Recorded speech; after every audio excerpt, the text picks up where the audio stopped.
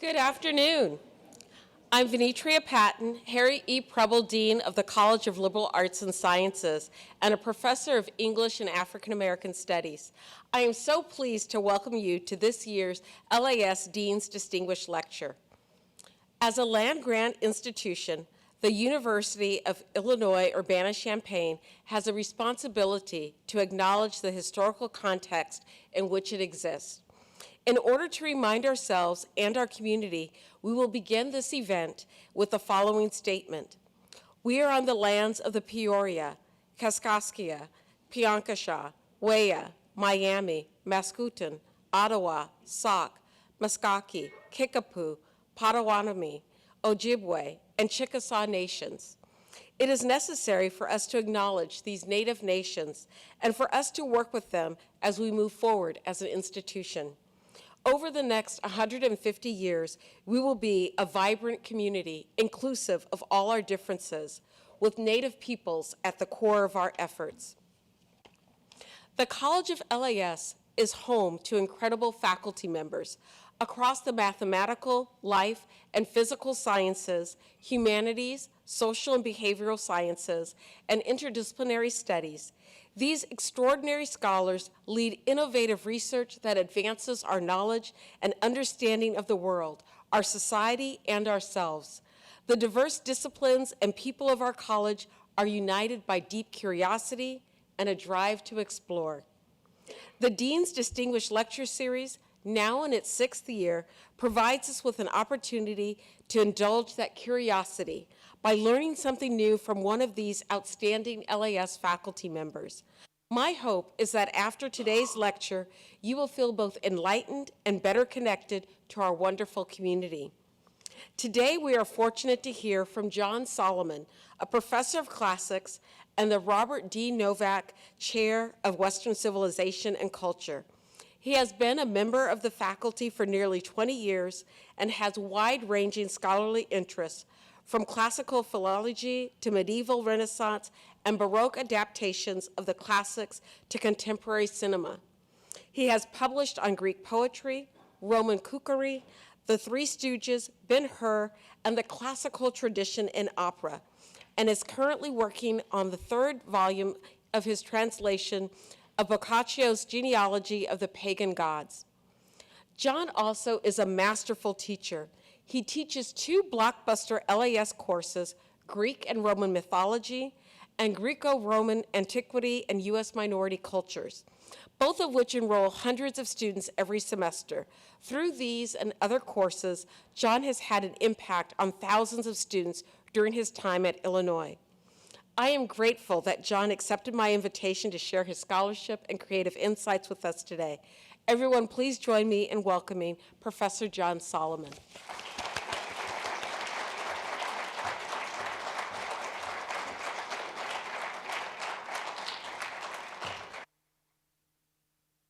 Thank you, Dean Patton. Special thanks to Associate Dean Anthony Agostakis. Hello, colleagues, former colleagues, friends, and interested audience members. And thank you all for coming. At the risk of dispelling the notion of being distinguished, let's watch a bit of a cartoon.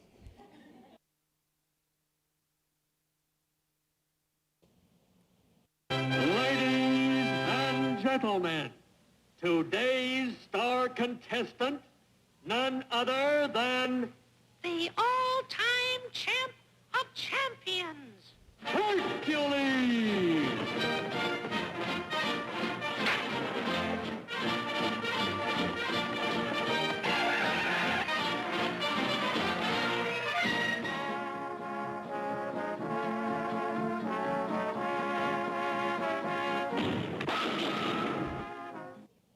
As a working premise for this lecture, I'll begin with the assertion that of all the mythical heroes in Western history and culture, Hercules is probably the oldest and most diverse.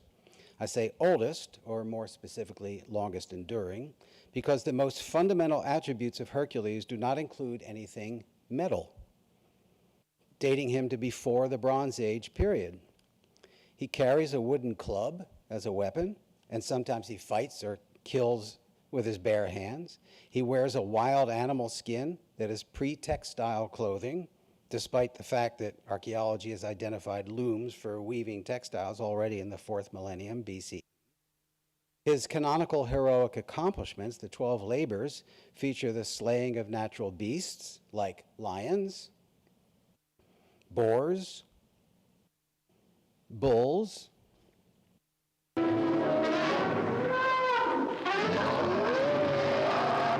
or supernatural beasts like the multi-headed hydra, or symbolic representations of fundamental objects of Neolithic worship, like the sun, here illustrated by Geryon, who lived in the West and whose 3 conjoined bodies symbolize the sunrise, zenith, and sunset. And Algaeus, also located in the West, where the sun sets, and whose name means solar ray, algae in Greek. He kills Ladon, the serpent in the Garden of the Hesperides, and serpents are often associated with the earth goddess, while his catabasis, his trip down to Hades to retrieve the multi-headed Cerberus, clearly relates to chthonic or netherworld spirits. The club-wielding lion skin beast slayer is Neolithic in conception, dating from a much older chronological stratum than even the Bronze Age Homeric epic heroes Achilles and Ulysses. And I described him as one of the most diverse characters, or perhaps multifaceted, because over the millennia, he has been portrayed in secular Greek myths, portrayed as a Roman glutton and a lush, assimilated into the portraiture of such important rulers as the Greek Alexander the Great and the Roman Emperor Commodus, worshipped in the early Christian period by the last advocates of paganism, inserted into late medieval Renaissance and Baroque allegory on choosing between a life of virtue or vice, cast in the principal role in perhaps the most lavish opera ever produced for the wedding of one of Europe's most powerful Baroque monarchs, Louis XIV of France, and featured as a strongman hero in contemporary commercial motion pictures and television. Tradition has it that he was born in Thebes in central Greece and operated primarily in an ever-widening circle around Tiryns in the northern Peloponnese, with labors at Nemea, wrestling the lion, Lerna with the hydra, out in Olympia in western Greece, where he cleaned out the stables of Algaeus by redirecting the course of a river, and then establishing the Olympic Games. At Lake Stymphalos, where he chased away terrifying birds, at Mount Erymanthos, where he captured the Erymanthian boar, and up north a little at Delphi, where he attempted to steal the Pythia's tripod from Apollo, the Pythia being the oracle of Delphi. And Delphi was originally a sanctuary of the earth goddess. Its name, in fact, is related to the Greek word Delphus, which means womb. But his extraordinarily comprehensive corpus of myth also includes not just pan-Hellenic, but even pan-Mediterranean episodes, ranging from the stealing of Geryon's cattle on the Atlantic coast, to the killing of the serpent Ladon in the Garden of the Hesperides near the Atlas Mountains of northwest Africa, to wrestling Earth's son Antaeus in the Libyan desert, to his fight with Busiris in Egypt, to his enslavement to Queen Omphale in Lydia in modern Turkey, and his northern pursuit of the Cyrenaean stag. You probably noticed that some of these exploits belong to the canonical list of the 12 labors, but he was also involved in dozens of what we call par erga, other labors, including setting up the pillars of Heracles at Gibraltar, freeing Prometheus from the liver-devouring bird of Zeus in Scythia, and killing the cattle-stealing thief Cacus in Rome, extending in both geographical and narrative terms his extraordinarily eventful life. From his first day of life on earth, when he strangled 2 snakes, to his painful death and ultimate apotheosis, welcomed to Olympus by the other gods and his divine wife-to-be, Hebe. Of course, there are other great heroes in Greek mythology. In the Black Sea land of Colchis, Jason killed the dragon that guarded the Golden Fleece. Theseus slew the Minotaur in the labyrinth in Crete. Perseus beheaded Medusa somewhere in the Middle East. And Bellerophon slew the Chimera while flying on Pegasus.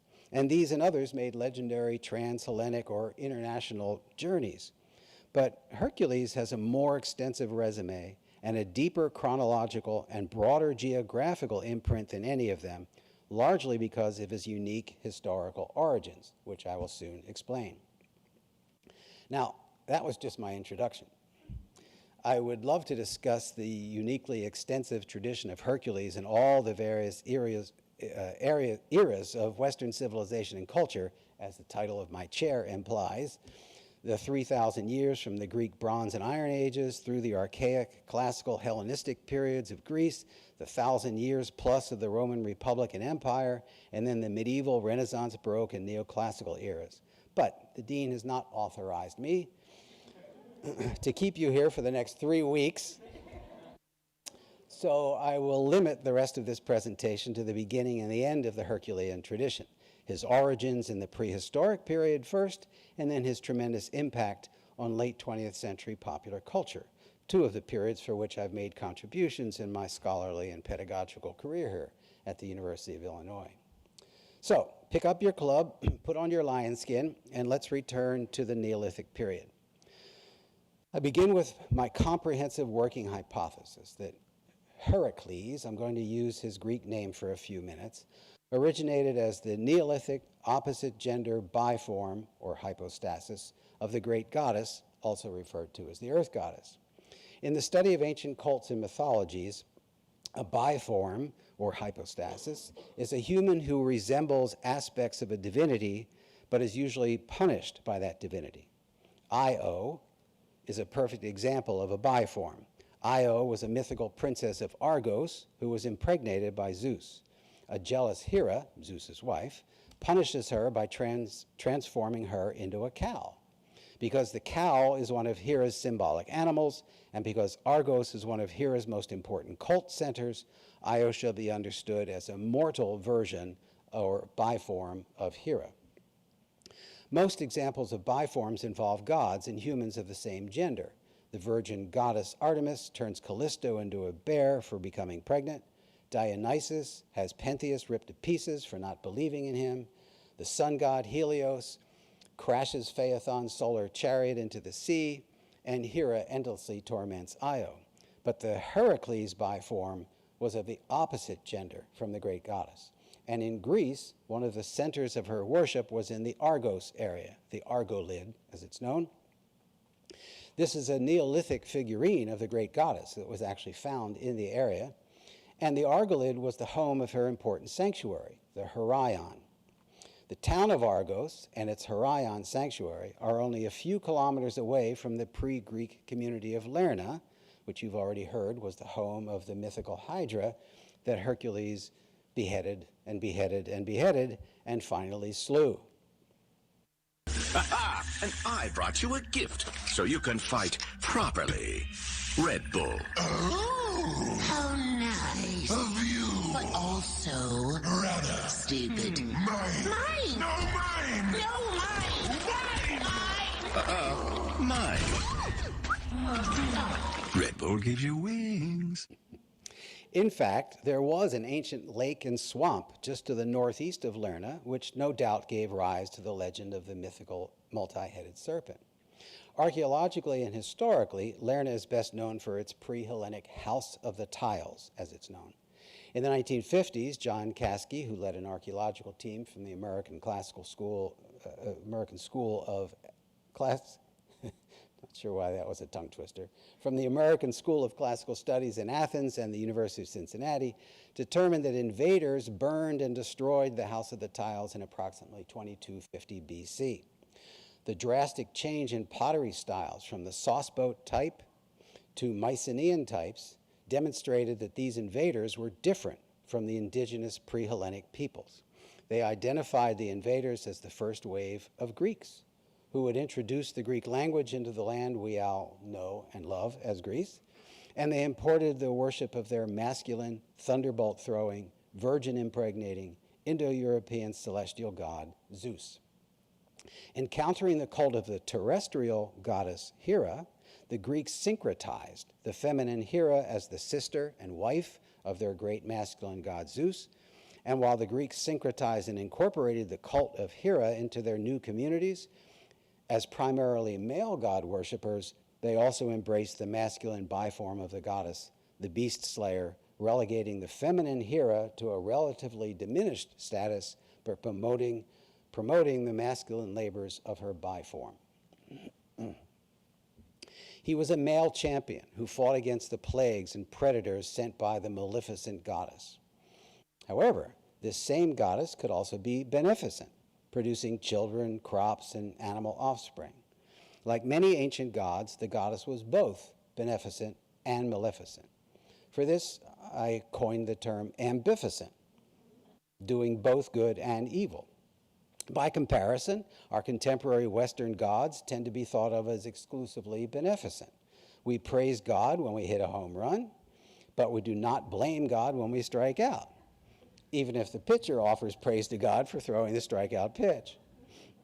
The Greeks developed an appropriate euphemism to name this masculine biform of the goddess who fought against the maleficence of the goddess. In their own language, they named him Heracles, the glory of Hera. The mid-20th century archaeologist Maria Gimbutas championed the recognition of the Neolithic great goddess, and her work gradually led to my own research on the association between the cult of the Neolithic great goddess and Heracles. For instance, his association with the pan-Hellenic Neolithic great goddess helped to explain why Hercules, much more so than any other ancient Greek mythological hero, performed tasks throughout the Mediterranean basin where she was worshipped. And we see evidence of this association in some of the individual myths. On the north coast of Africa, in Libya, Hercules fights Antaeus, who was a son of the earth, that is, a son of the great goddess. Every time Hercules throws him down onto the earth, Antaeus is revived by his mother, the nourishing earth, alma mater in Latin and Illini lore. And so to defeat him, Hercules must lift him off the ground, as you see depicted here. Even more fundamental is the story of Hercules' one-year servitude to Queen Omphale of Lydia in Anatolia, modern Turkey. She clearly bears the imprint of the great goddess. Her name, Omphale, means navel, that is, the navel of the earth. Like the Omphalos stone in Delphi, which Zeus placed there to mark the center of the earth, appropriately for the womb of the earth goddess. And the myth about Hercules' servitude to Omphale involves a sexual role reversal in that he wears opposite gender clothing and is required to perform opposite gender tasks. You see him here spinning wool in these two 18th century paintings by Francois Lemoine and Jacques Dumont. And notice that while he holds the distaff, she holds his club and seems to possess his lion skin as well. While lay viewers may see this episode in the life of Hercules as either just punishment, amusing, or demeaning, and art historians have analyzed this Lemoine painting for its diagonal composition, its differentiated renderings of the semi-nude male and female bodies, and illogical spacing crowded onto the front plane of the tableau, I, as a classical mythologist, would point out the historical and mythological significance of portraying the masculine Hercules in feminine guise. It reverses the essence of Hercules. It strips him of his masculine purpose, or, to put it in everyday modern terms, what are men good for, if not for killing things, cleaning up the yard, and taking the dog out for a walk? Now, this is reduced to absurdity, I admit, but the point is that Hercules, as the opposite gender biform of the great goddess, developed in the Neolithic period as the champion of masculinity. Not so much for his strength, which may be implied, and certainly applies to many of the 20th century bodybuilder film portrayals of Hercules, but for his utility in protecting humankind from divine malevolence by using a club or his bare hands. Another example is the myth about the birth of Hercules by his mother, Alcmene. The day Alcmene was due, Hera, goddess of childbirth, sent an agent to sit outside Alcmene's house and to cross her legs and or fingers, thereby delaying the birth until her agent uncrossed her appendages.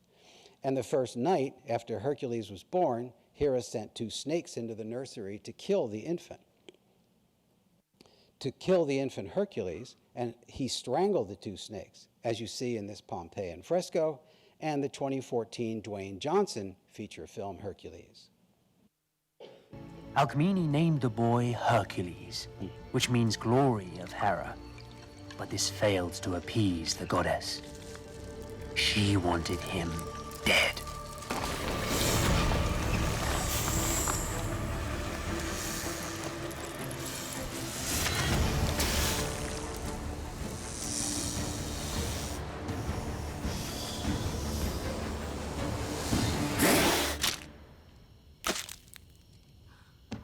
Luckily, he took after his father.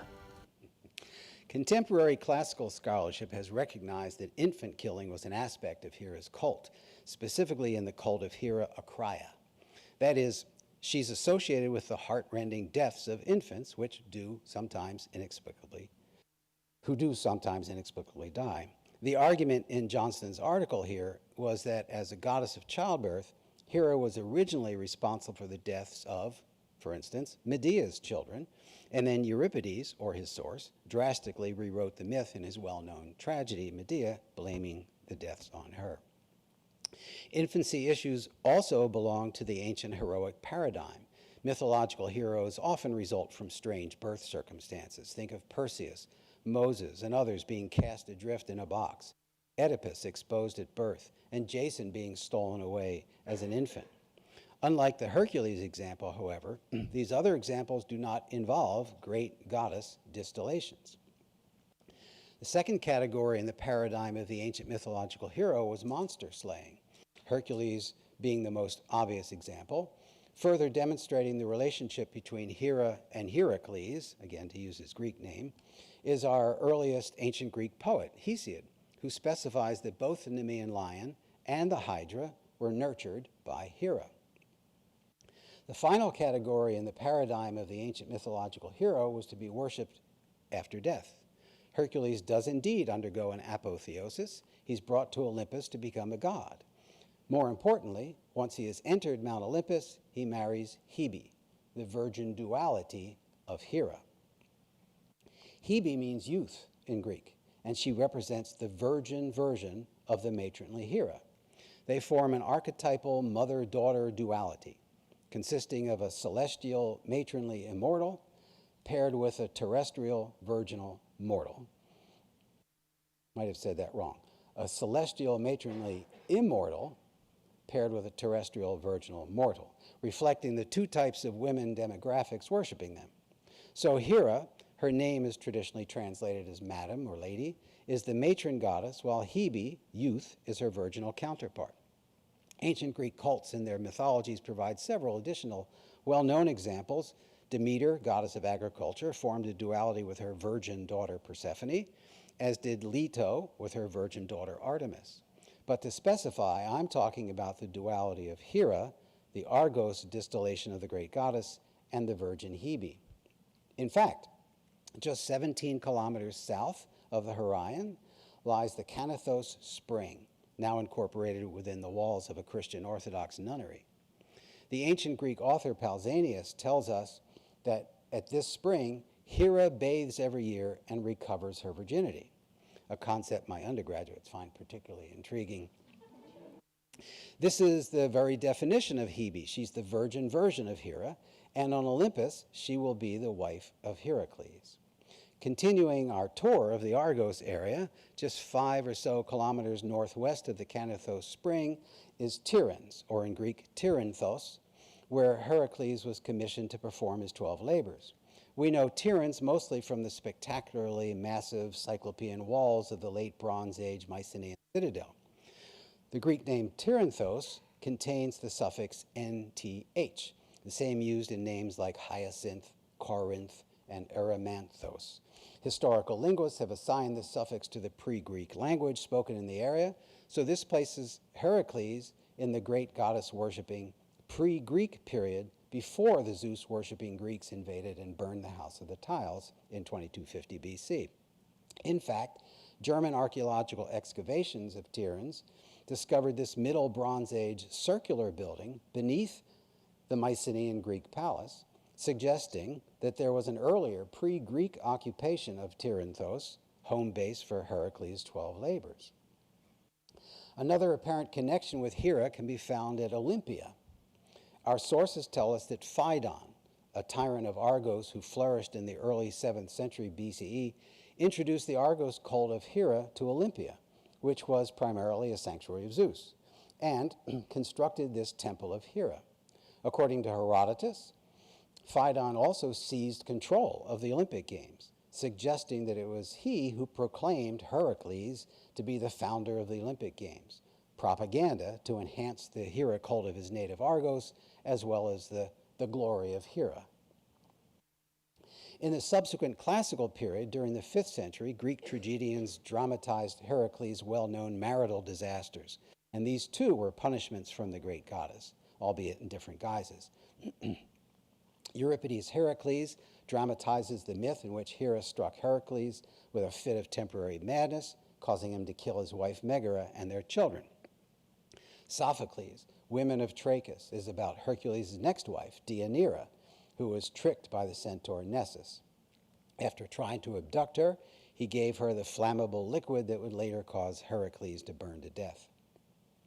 Deianira seems to mean man-destroyer, a very appropriate name for the woman who killed the opposite gender biform of the great goddess.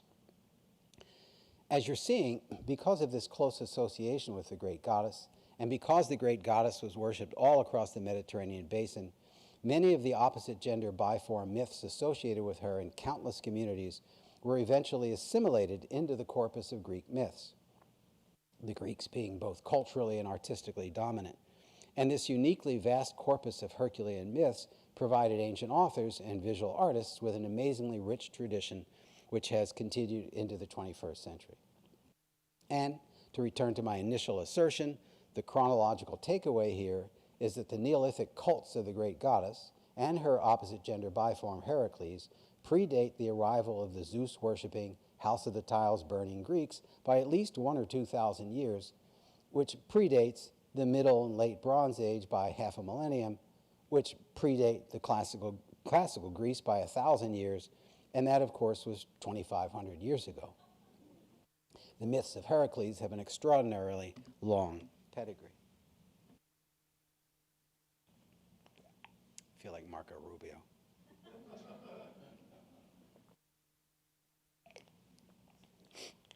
Only in this sense. But now, let's fast forward those 2,500 years to the mid-20th century, when Hollywood is bursting with ancient epics with multi-million-dollar budgets and 3+ hour running lengths, be it to reenact the famous chariot race in MGM's Ben-Hur, or Nero's cruel persecution of the Christians in MGM's Quo Vadis,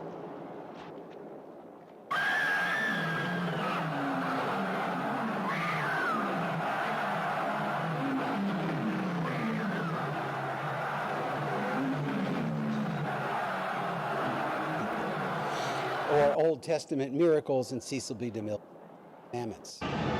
Behold his mighty hand!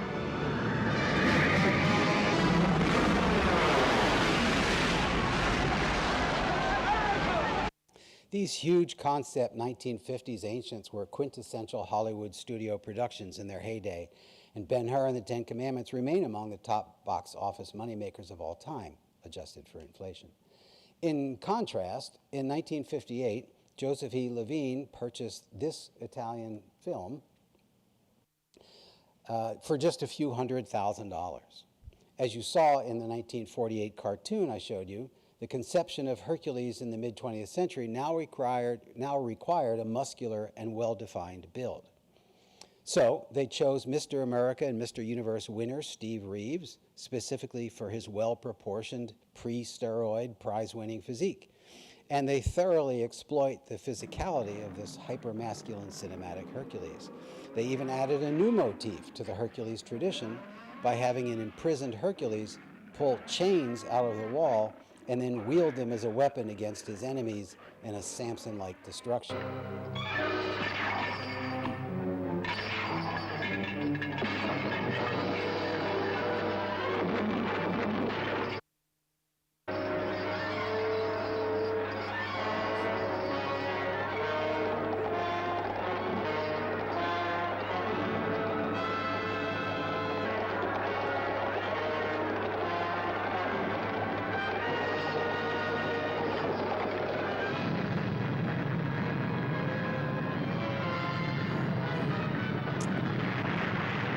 This new Herculean tool, metal chains, which we must remember would not have been found in the Neolithic toolbox, was so popular that the sequel to Hercules, released in 1959, the next year, was named Hercules Unchained, a title that was cool enough for Quentin Tarantino to adapt in his 2012 slavery revenge film, Django Unchained, and for me to appropriate for the title of this lecture to tie in the Neolithic with the cinematic. But the 20th century aesthetic of muscular Hercules did not begin with cartoons and Italian movies. It derived from the classical tradition. Beginning in the 1890s, performing bodybuilder Eugene Sandow promoted this photo of himself posing as the Farnese Hercules.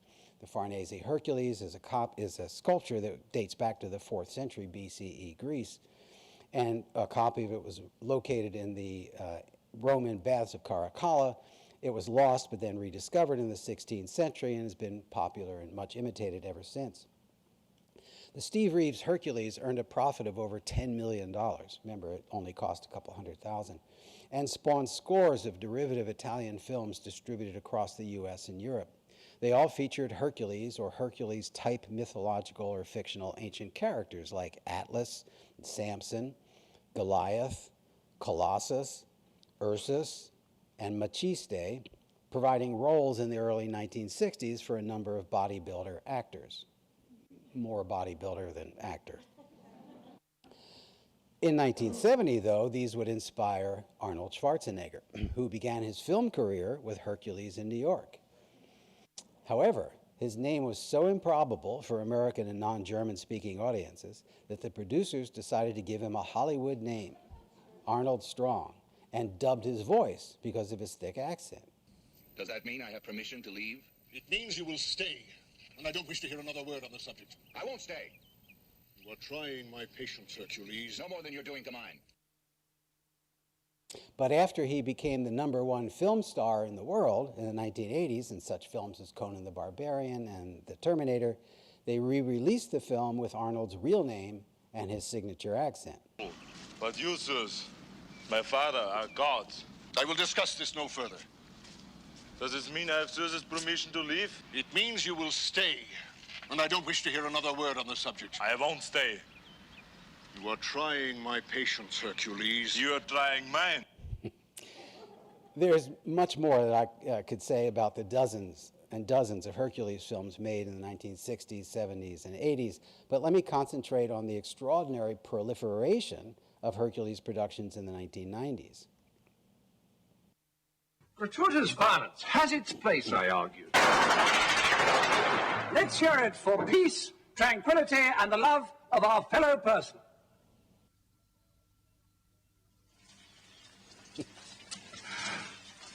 In the early 1990s, mounting public and governmental pressure against the increase in gratuitous violence in American television prompted Universal Television, capital U, capital T, to survey their station managers. The survey revealed that the type of programming content local station managers desired most was good old-fashioned, quote-unquote, 2-hour action movies.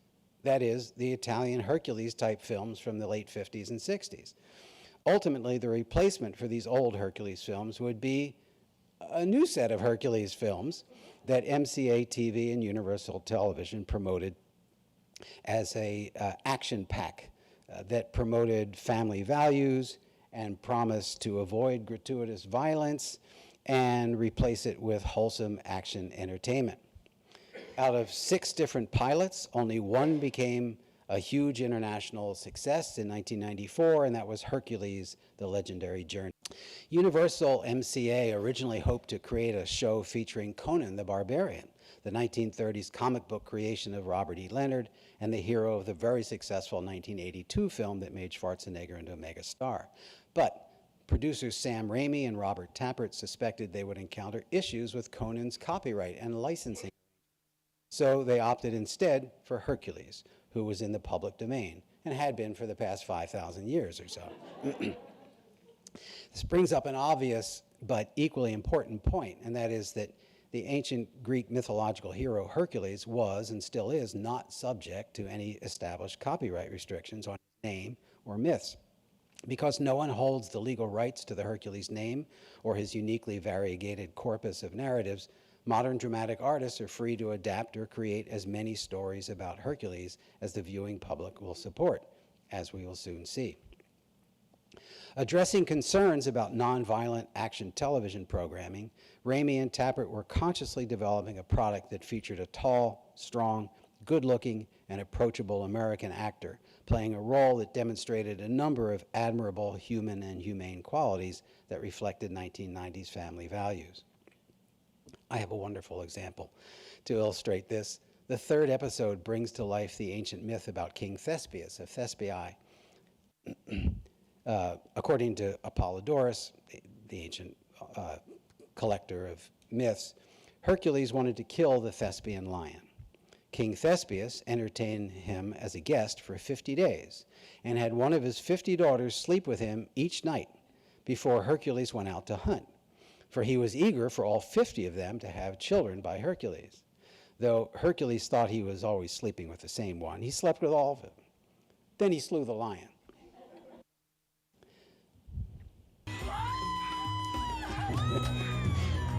Now, watch what the writers of Hercules, The Legendary Journeys do with this myth.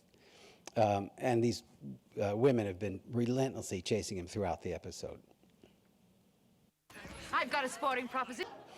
Perfectly delivering the filmmaker's message, Hercules rejects the aggressive advances of the 50 Thespian daughters because, as one observes while you were laughing, he's so sensitive.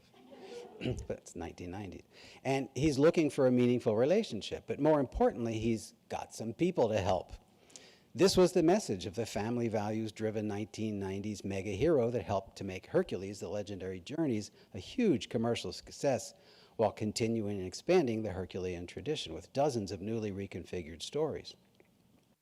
Considering that Hercules had been an international hero already for thousands of years, and considering that most of those 1950s and 1960s Hercules bodybuilding films were Italian-made, this newest internationalization of Hercules took advantage of the New Zealand landscape and local talent. Appropriately, Hercules, The Legendary Journeys surrounded Kevin Sorbo with a regular cohort of such featured New Zealander actors as Michael Hurst, who played Iolaus, his companion. War. What's it good for? Absolutely nothing. Kevin Smith as Ares, god of war. I had this battleground scheduled for next week. Carl Urban as Cupid, son of Aphrodite. I'm sick of doing your dirty work. I got a life of my own, you know? Don't be stupid, Cupid. Later. And, of course, Lucy Lawless as the continuing character and spin-off superstar female warrior Xena.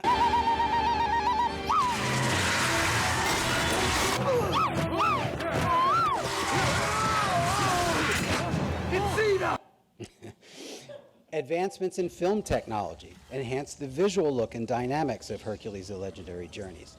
CGI developments featured in a film like Terminator 2: Judgment Day, 1991, made the unreal seem like three-dimensional reality on screen. These kinds of effects were now affordable, albeit in a stripped-down version, for television production. Hercules: The Legendary Journeys was one of the first to employ these visual hooks to captivate international audiences, especially by applying the innovative technology to computer-generated and composited mythological creatures and monsters. Here you see their rendition of the multi-headed Hydra. Ah, the peacock. Hera. Okay. The peacock represents Hera, Hercules' immortal nemesis. So here you have a high-tech visual realization of the tension between Hera, the Argos distillation of the great goddess, and her opposite gender biform in the late 20th century formulation. Other technical innovations, like the acrobatics enhanced by the physical rigging crew, helped to attract the younger audiences by making a single kick from Hercules that much more powerful.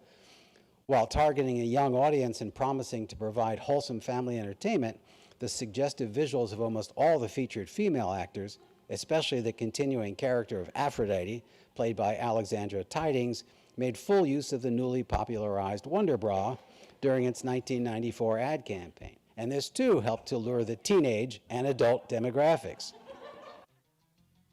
as did the repeated shirtless or open shirt shots of Kevin Sorbo's chest. These visual innovations modernized the Hercules tradition by establishing a more suggestive kind of sexuality that was pretty much absent from the accounts of the ancient Hercules.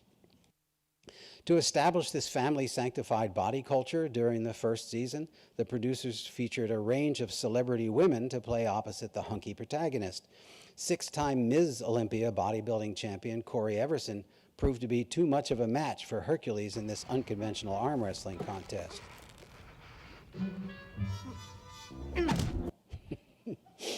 Martial artist champion Karen Shepard played the Enforcer, a Terminator-like agent for Hera's evil.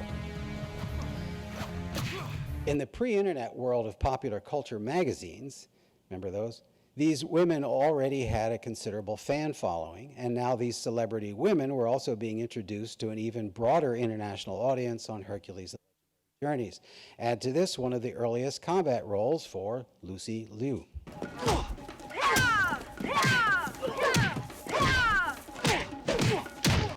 Very often, the degree of success a popular commercial product can achieve relies on the number of demographic groups it attracts. As I've just shown you, Hercules: The Legendary Journeys had appeal for most of them.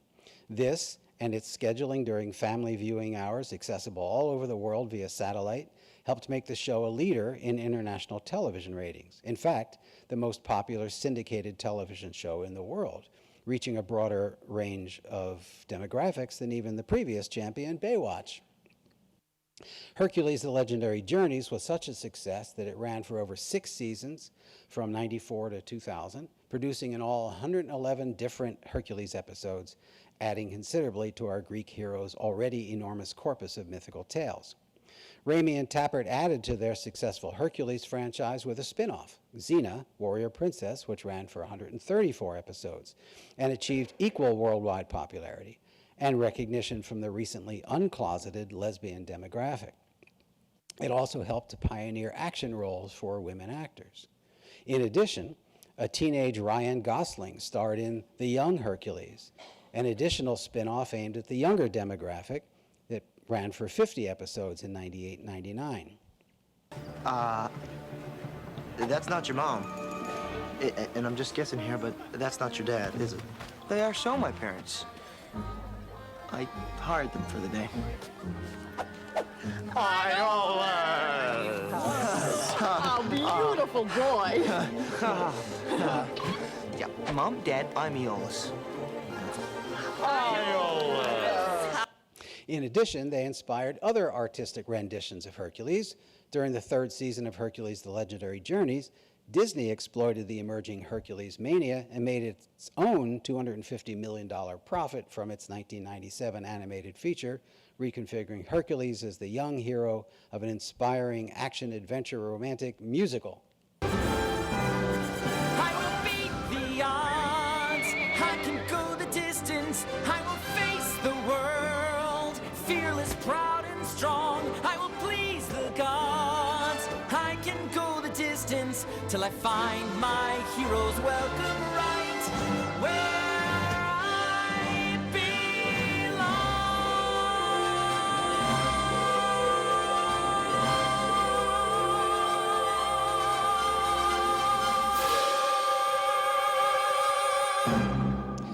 Developing this into their own self-contained Hercules franchise, Disney followed this with a direct-to-video Hercules: Zero to Hero and its own 1998-99 television series, Hercules: The Animated Series, continuing episodes with such adorable names as The Comedy of Arrows, Hercules and the Complex Electra, and Hercules and the Techno Greeks.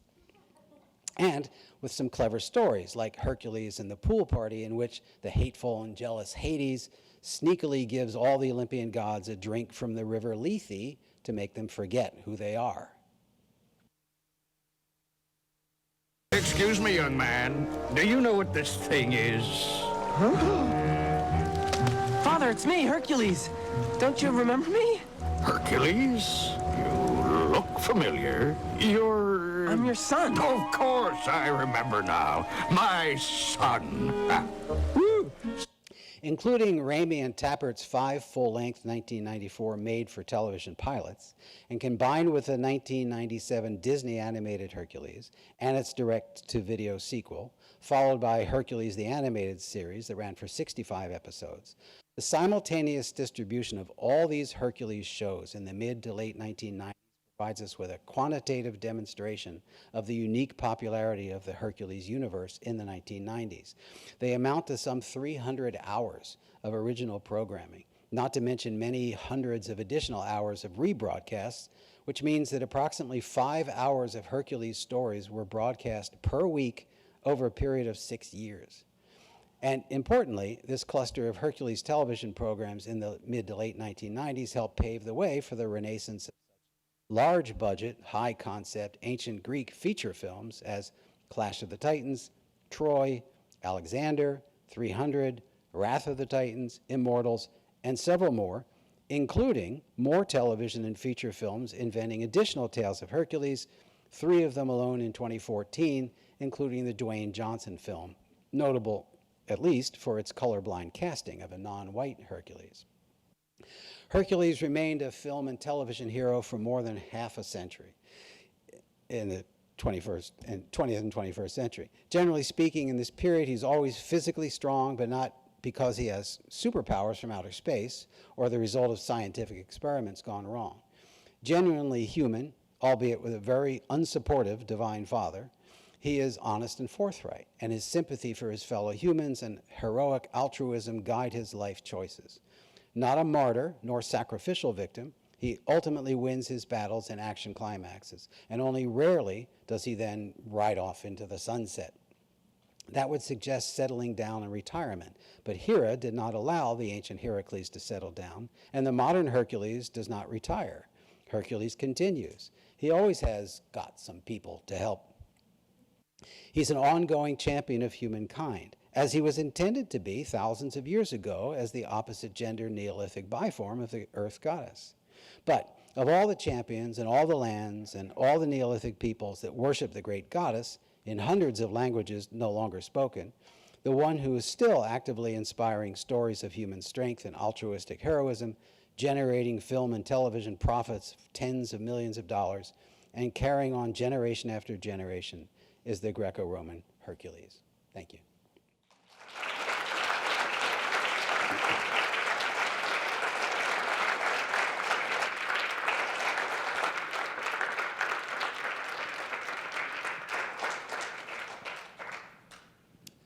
I understand there could be questions, both online and in person. There microphone's coming. Thank you. That was awesome. Flippant question. Why no? Not so much Xena. Real question. One of the things that always bothered me about Hercules: The Legendary Journeys and Xena: Warrior Princess was the way that they consistently prefaced Christianity. Like, the gods are alive and everything, but you don't take them seriously, and in fact, both series conclude with them being wiped out. And then in the early 21st century cinematic gems such as Troy and all of the Hercules films and a bunch of others, none of the ancient Greeks on TV or in the film ever take God seriously. So starting with like the fact that you're talking about connecting Hercules to this mother goddess culture, what do you make of the permutation of uber masculinity in atheist culture? Well, thank you for the question. It's a very good question, and it's been studied by some of my colleagues and peers in the sub-discipline of classics and cinema. For most of the 50s and 60s, they focused on Rome, pagan Rome, and when they approached Greek civilization, they were more interested in Greek tragedy and other, not secular, but not fantasies about Mount Olympus. Part of the difficulty in mounting a story about the Greek, that involves the Greek gods, is how do you portray them? Because film is already a fantasy world. And by creating this other layer of being, it's very difficult to convey that. It's also expensive. Ray Harryhausen did it in Jason and the Argonauts, but that was in 1963, and that was his main focus. So I think it became a trend to really not focus on the pagan religion as such. Also assuming that both audiences and censors, network executives, film studio executives are trying to impose a kind of pre-Christian Christianity. In Spartacus, which takes place in the 70s BC, before Jesus was a twinkle in anybody's eye. There's an outtake, it's on the DVD, but there's an outtake where they talk about the Christians. And in fact, the studio executives wanted to preface and conclude the film with a voiceover that basically said, this is about the coming of Christ and so on. So it's a problem. And film being a commercial, and television being a commercial enterprises, they don't want to incur the wrath of anybody who takes their own religion seriously. So that's a partial answer to what you're saying.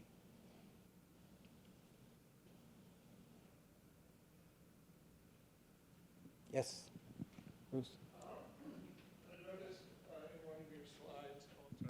I noticed in one of your slides that you had a picture of a Marvel comic book, and Hercules is a Marvel character.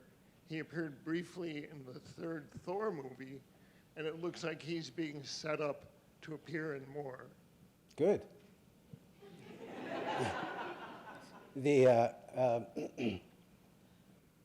I'll do a sequel. Hercules, Western Masculinity Unchained, Part 2.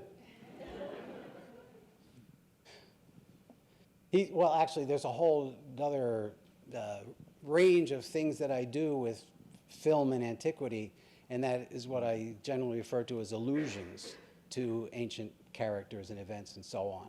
And there's a lot there. The Eddie Murphy movie where he's got a son named Hercules. So thanks for that, but that's certainly part of the whole, the importance of Hercules, and no copyright issues. Yes?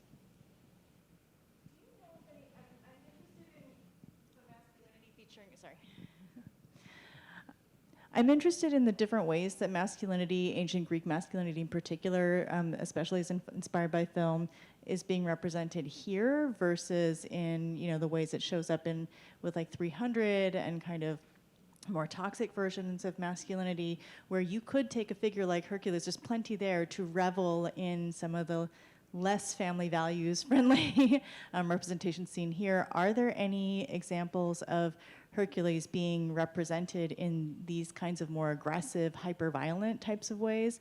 And do you think it's like why are people who are interested in the kind of the 300 and all of that type of ancient Greek masculinity not engaging with Hercules, or filmmakers not engaging in those ways? And so I was wondering if you could talk about that bifurcation a little bit. I think that the causes for the generation of Hercules, the legendary journeys with the family values, I think that made a tremendous impact on our modern reception of Hercules. It's somewhat similar to Jesus, that is the face of Jesus, where in 1927, Cecil B. DeMille had no problem showing Jesus full face. But the author of Ben-Hur was a religious man and didn't want Jesus portrayed. In fact, it was in the contract. So in the 1925 version of Ben-Hur, we don't see Jesus' face. In the 1959 version of Ben-Hur, we don't see his face. And filmmakers, their contemporary and thereafter, always have to make that kind of decision. And it's not unrelated to the discussion we had before about gods, because once you put a god on screen, you have a responsibility to portray the god as a god or not. And with both Jesus and Hercules, there's the human element. Hercules was the biform living on earth, as was Jesus. In fact, the Jehovah-Jesus relationship could be described as a biform, where you have a heavenly divinity and then a son who's living on earth. In terms of an example, I offhand can't think of one, or if there was one, I was so offended by it that I kind of dismissed it. But I'll stick by my first reaction, and that is that the TV series was so instrumental in establishing the way we think about Hercules. And also, I mean, in our ancient myth, some of my colleagues helped me out here, but Hercules is not usually a sexual predator. I mean, you can't blame him for impregnating the 50 daughters of Thespius. He was just trying to get some sleep before he slew the lion. But let me think about that some more, because that's a very good question.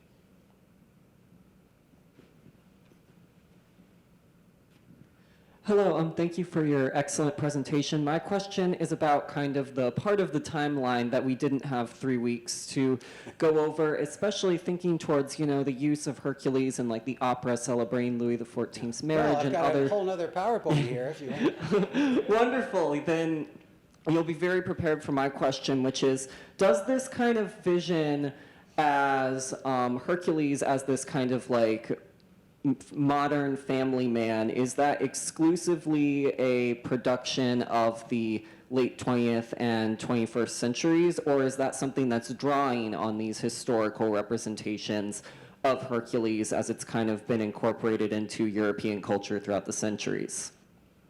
No, each era has its own portrayal of Hercules.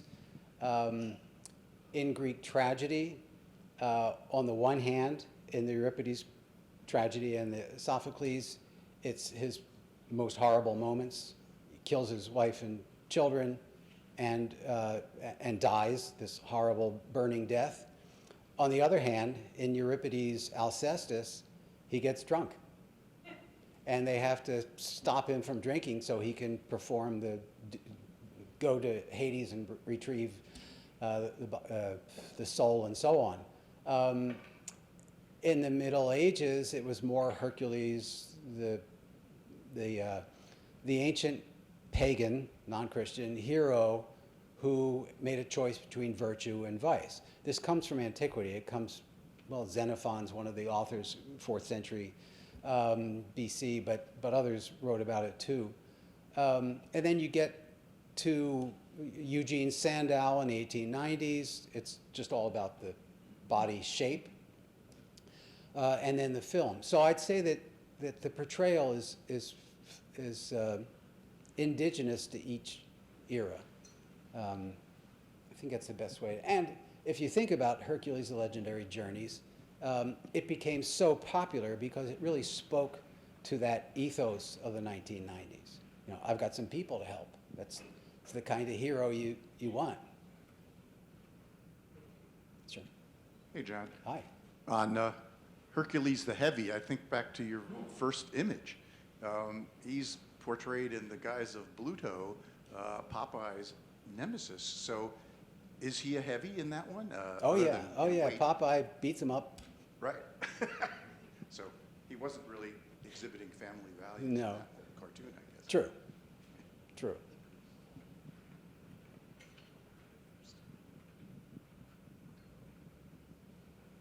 Professor Matheson. Professor Solomon, thank you so much for that. I really liked your discussion of what was going on in the Neolithic period. I'm convinced got me to thinking about old Europe and the Hyperborean age. But you make a lot of good use of material culture, of visual culture with the early modern art. and the movies. I'm wondering, do these trends you were discussing, are they also paralleled in modern literature? I don't read.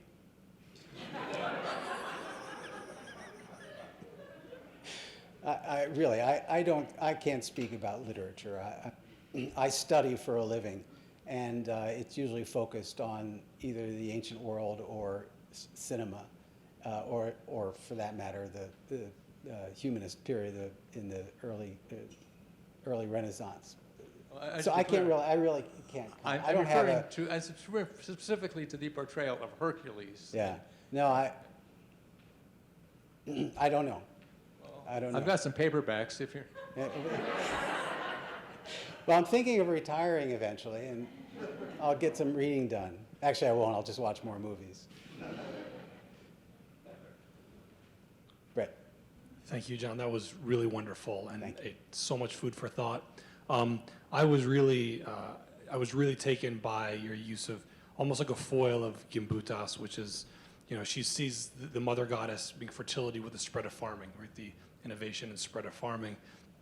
And I was really struck by you seeing, Heracles as obviously this, the male counterpart in a way. So my question is, when we look at the other versions, like as old as Gilgamesh's Enkidu, and you mentioned Samson and the Phoenician Melkart and Heracles, do you think these are all, is there like a proto male counterpart to, the very early Neolithic mother goddess?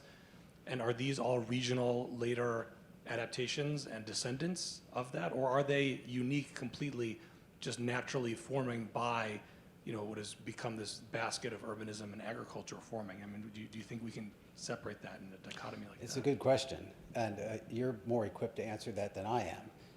As our resident archaeologist.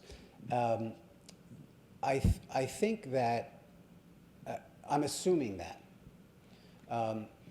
it's the pre-literate period, so we really don't have that much information. We have the Greeks, who are this cultural magnet and politically dominant for a period, several periods. The Greeks excelled at telling stories, at complicated Greek tragedy. And I work through this with the myths, where they took Mesopotamian star myths and turned them into Cadmus and Europa, and turned them into stories that people have been telling for a couple thousand years. So, in a way, it was the ancient Greeks of the archaic and classical and subsequent periods who put together this massive corpus. And I'm sure they had a hand in seeing the similarities of the Phoenician Melkart and whoever Antiochus was in North Africa, whatever those people were worshiping and so on. However they came up with Geryon out in Spain, and I think they put these together in this formula that we're subject to. I mean, it's hard to see beyond that. But Gimbutas, not giving too much away, I wasn't born yesterday. When I was in graduate school, back in the last century, it was a struggle for her and her compatriots to be accepted, not just because she advocated that there was important aspects of ancient religion that had to do with women, but also because she was a woman. And there weren't many women in academic positions. And so in the 60s, 70s, when I was formulating my own approach to myth, this was a great enlightenment for me, that, oh, this explains a lot of things. We have time for one more question.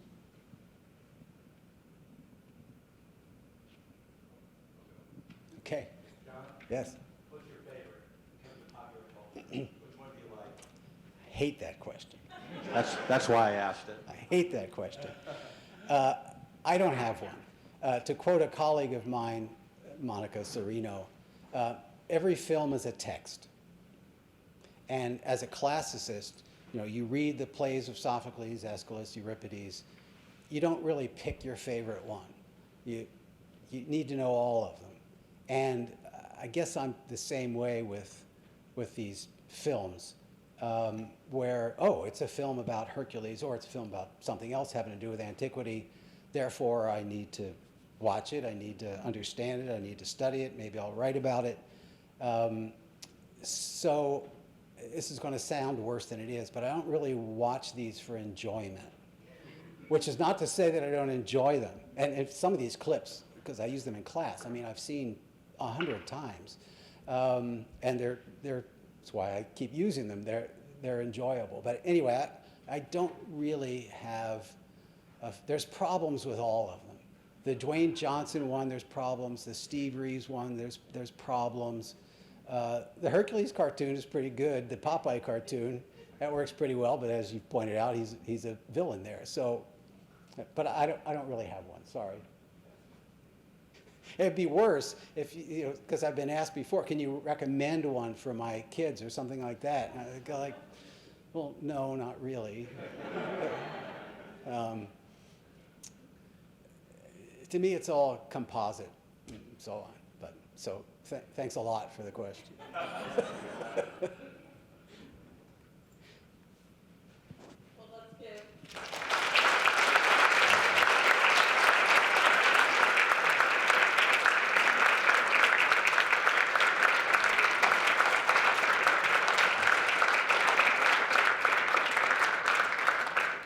Thank you, Professor Solomon.